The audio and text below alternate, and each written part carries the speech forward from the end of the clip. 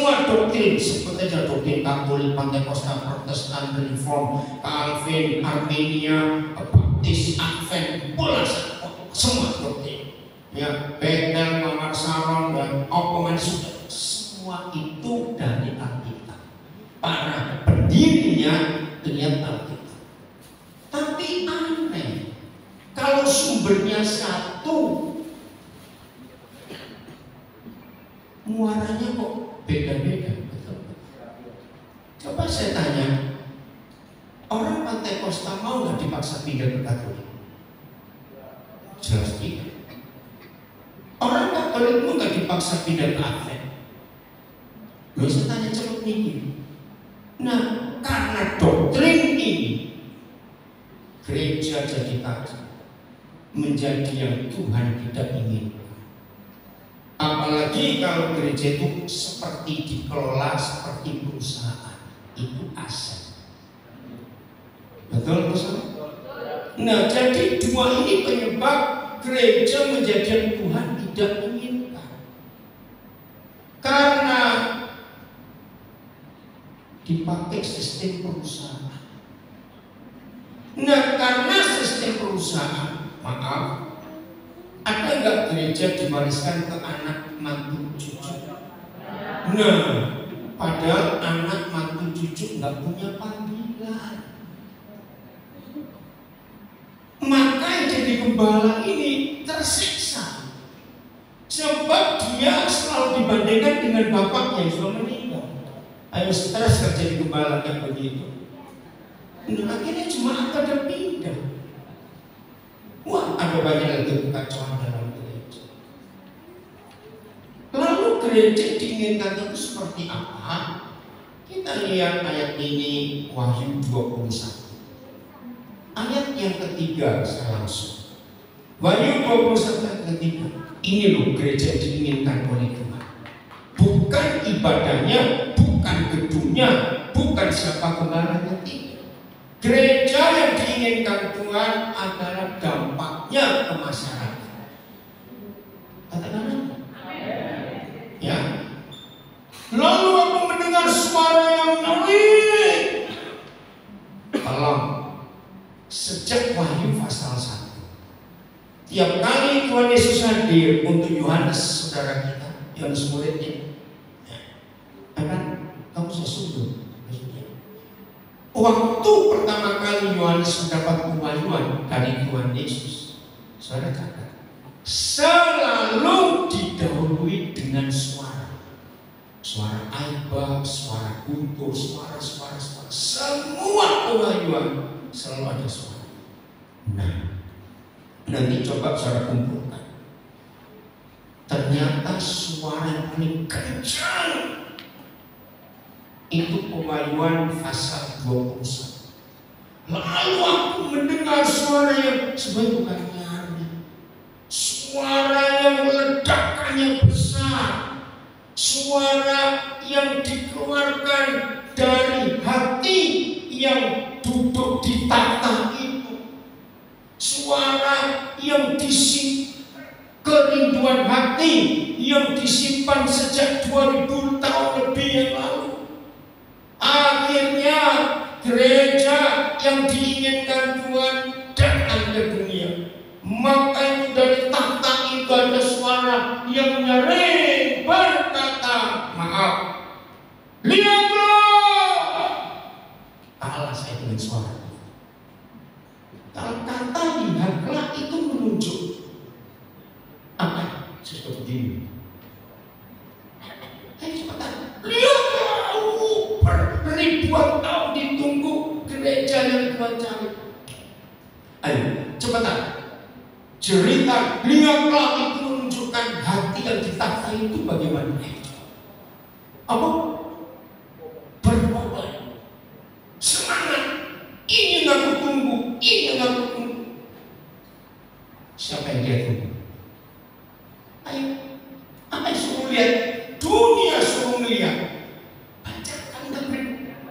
Nah, kemah Tuhan boleh disebut gereja? Memang gereja. Nah, ayat 2. sebagai tetap ayat 2. Tetap ayat 2. Dan aku melihat kota yang kudus, Yerusalem yang baru turun dari surga. Kalau kita cuma baca ini, kita nggak ngerti siapa dan apa kota itu. Dari Tuhan. Baca yang, ayo baca yang berhias bagaikan pengantin perempuan yang berdandan untuk suaminya. Siapa ini? Begitu gereja yang dari hati Tuhan sendiri turun dari surga, tapi seperti kota Yerusalem baru. Lalu ayat 3, berteriaklah pencipta alam semesta, lihatlah, menggaung saudara, bergema ke seluruh alam semesta. Hanya satu yang Tuhan tunggu, gereja yang sudah berhias seperti pengantin perempuan. Begitu gereja itu siap, sudah tanda sempurna, turun ke dunia. Apa yang dia ngomong? Ayat 3. Begitu kemah Tuhan ada di mana? Kemahnya ada di mana? Di tengah-tengah manusia. Dan iya, siapa? Tuhan Yesus dan Bapa di surga akan apa? Diam di bersama manusia. Oke. Saya tanya, bolehkah saya ganti ada satu kata setelah gereja yang sesungguhnya yang diinginkan nyampe ke bumi? Ternyata Tuhan itu orang kerasan di surga dan dia mau pindah ke bumi di mana ada kita. Boleh saya pakai kata dia nggak kerasan? Betul? Betul nggak? Dia nggak kerasan. Dia mau pindah. Lalu begitu gereja yang benar berdandan untuk suaminya ada di tengah-tengah manusia, langsung Tuhan pindah. Diam bersama-sama manusia. Nah, manusia di ayat 3 itu bukan kita. Salah. Oh, di sini ada toh. Lah, aku tolak. Enggak dia. Kita ini gerejanya, kemah Tuhan itu. Manusia di sini itu masih di luar sana. Tadi kami ke Bablas. Kalau pabrik ada gereja. Masa saya ngasih tahu. Ini mundur. Begitu saya lihat mundur, berapa ribu karyawan. Tuhan mau menyelamatkan mereka lagi. Jadi manusia di ayat 3 bukan kita. Jangan lupa. Lalu kita ini siapa? Kemahnya. Tuhan ada di dalam kemah dan dia panggil. Oh, cuma satu yang tahu. Ini yang dirindukan Tuhan. Saya beri kesimpulan dulu. Dengan kata lain, yang datang ke gereja itu hanya yang sudah Kristen, maka kita menjadi gereja yang diinginkan. Seharusnya mereka yang masih di luar yang cari damai di sini. Tapi masalahnya pusat kegiatan itu gereja damai kami. Betul tidak saya ngomong. Saya yakinkan saudara, di kuburan jauh lebih aman daripada di gereja. Karena di kuburan gak ada orang rebutan posisi, kedudukan, sikut-sikutan. Di kuburan gak ada orang rebutan uang. Ya atau tidak? Berarti setan gak ada di kuburan. Pindah ke gereja semua. Belum kau tersinggung. Justru tempat yang paling tidak aman itu gereja. Perpecahan yang gak habis. Apalagi gereja-gereja kurang ajar ini. Yang gereja besar di kota, buka cabang kemana-mana, ngambil jemaat orang betul nggak suka? Betul. Usiran ngomong-ngomong. Serius itu rusak. Mungkin di ruangan ini ya saya kalau ada yang salah saya minta maaf. Pak Pendeta Bambang ini Pak mungkin paling lama kenal saya dari tahun 80. Waktu masih belum jadi gembala, sosok lagi. Waktu masih kuliah di Jogja. Nah, kenapa saya sampai hari ini nggak akan pernah mau buka gereja organisasi? Karena saya tahu hati itu. Saya nggak mau ngacak-ngacak, saya nggak mau merusak tubuh Kristus yang sudah ada di sini. Saya nggak mau. Yang kenal saya puluhan tahun, tadi WA kita baru siapa? Marpau Horas. Ternyata baru Marpau sekenal saya 30 tahun lebih yang lalu. Saya lupa. Terus saya tanya, pantas Pak saya sudah berubah semua. Saya tersinggung. Di Malaysia, belum lama-lama. Oke. Nah, tanya yang sudah lama kenal saya. Kenapa saya nggak mau dirikan gereja organisasi? Sudah ada. Saya anak papa. Coba dengar. Kalau kita ini punya papa dan papa kita punya pabrik banyak, kita anak-anaknya. Kalau dengar ada satu pabriknya papa sedang oleng goyang, sebagai anak-anaknya kita harus buat apa? Bantu dong. Tapi gereja begitu lihat, kalau saya bicara gereja ini usaha papa kita. Ada pendeta kurang ajar ngaku anak tua. Ada gereja oleh mau bangkrut, nggak ditolong malah dibukakan cabang baru pindah semua. Ini bukan anak, ini kurang ajar saya. Setuju saya ngomong ini? Dosa. Ini yang saya kerjakan sekian puluh tahun yang lalu sampai hari ini. Karena yang Tuhan cari bukan gereja gedung, bukan gereja organisasi, tapi gereja yang membuat Tuhan gak betah di surga, lalu pindah dengan kita, dan ketika ketemu kita, dia menyelamatkan manusia-manusia di luar kita itu. Amin. Itu yang Tuhan mau. Nah begitu dong. Maka itu satu saja dampaknya di ayat 4. Apa yang terjadi? Kota Yerusalem baru yang adalah mempelai perempuan Kristus yang sudah siap berdandan untuk suaminya ada di tengah-tengah manusia, sehingga Tuhan tinggal bersama manusia itu. Ayat 4. Baca kalimat pertama saja. Dan ia akan menghapus segala air mata dari mata mereka, dan maut tidak akan ada lagi. Tidak akan ada lagi perkabungan atau ratap tangis atau duka cita, sebab suara sabtu yang lama telah berlalu. Tahun 70-an saya sudah menghidupi anak.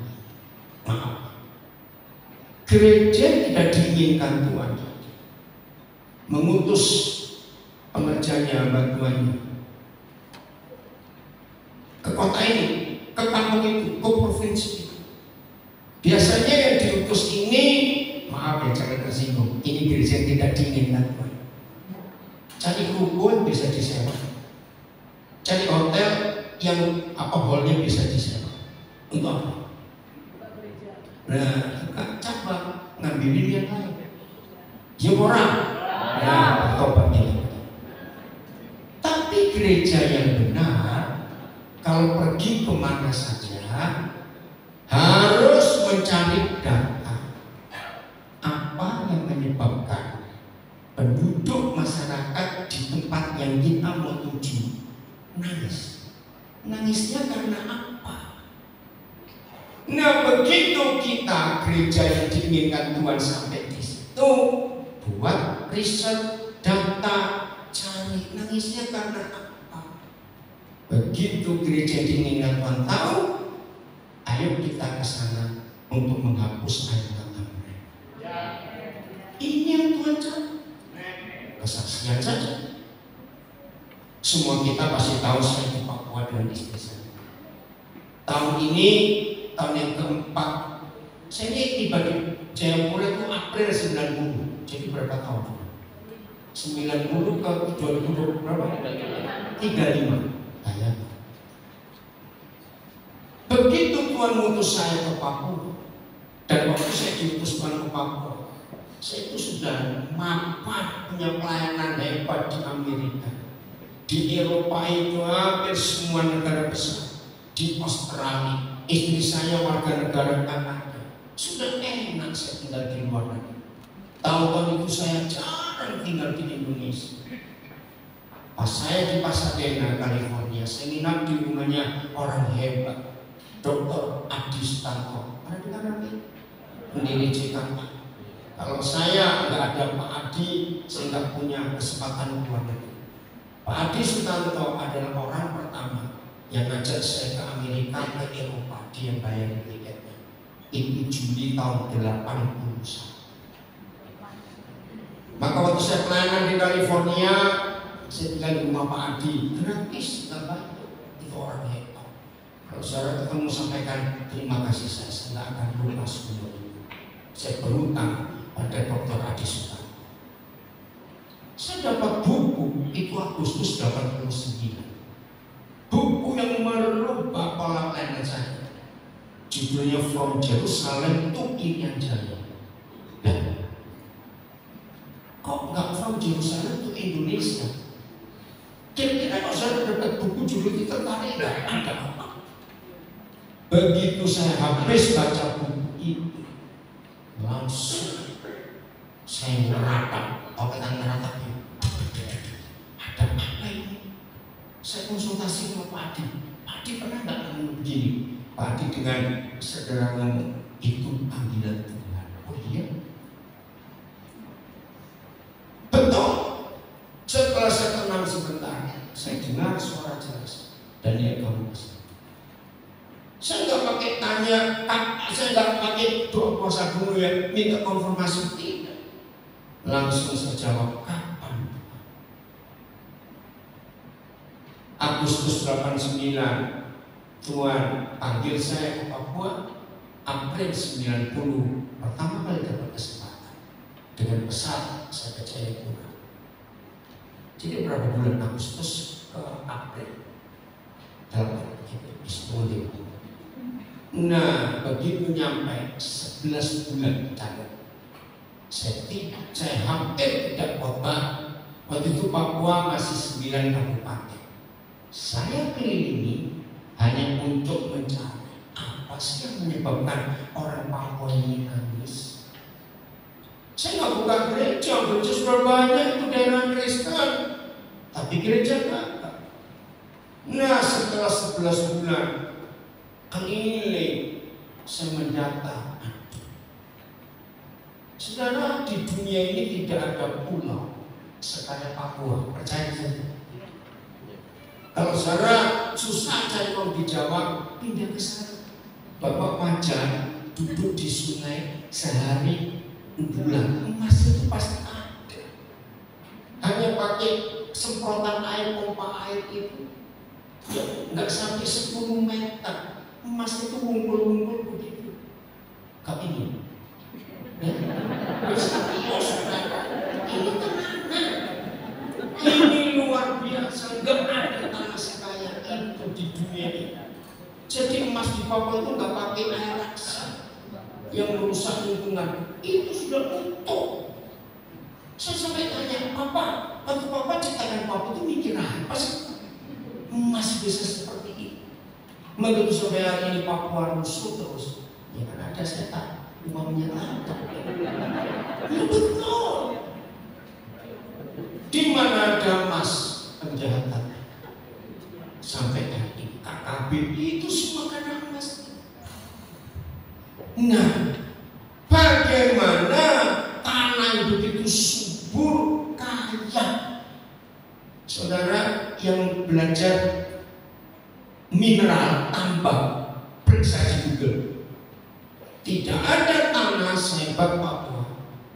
Seluruh mineral dan tambang mau jenis apa saja lengkap ada di Papua. Tidak ada di tempat lain di dunia. Hebat Papua. Tapi orangnya miskin. Tahun 90 saya ke sana. Itu angka kematian kematian bayi lahir di atas 50%. Karena hidup nggak sehat. Sampai hari ini, maaf ya orang Papua, saya ngomong ini, mereka nggak akan tersinggung dengan saya. Karena saya hidup untuk mereka bersama istri saya. Saya 35 tahun. Begitu mendengar kata Papua, wajar nggak muncul takut? Betul? Begitu mendengar kata Papua, wih, penyakit, AIDS, malaria, TBC, betul. Begitu mendengar kata Papua, wih, kerusuhan, betul. Kenapa tanah mereka kaya bisa tertinggal itu? Karena mereka nggak punya sistem pendidikan yang baik. Nah, setelah Roh Kudus memberitahu saya, hapuskan air mata mereka